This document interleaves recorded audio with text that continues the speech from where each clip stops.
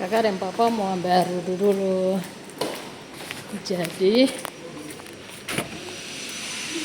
dan dua ada mau sholat. Kita sholat dulu ya guys ya. Sholatnya di mana? Di situ mau sholat.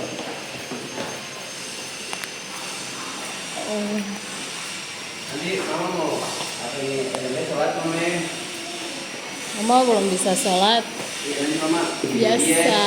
Masih pas kalau bungkus pas sholat pas. Papa itu orang mau sholat belum. Kalau sholat tuh untuk kosek.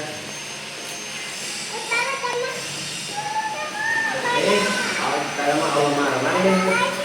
Ambil dulu. Jangan kamu lancang terlalu.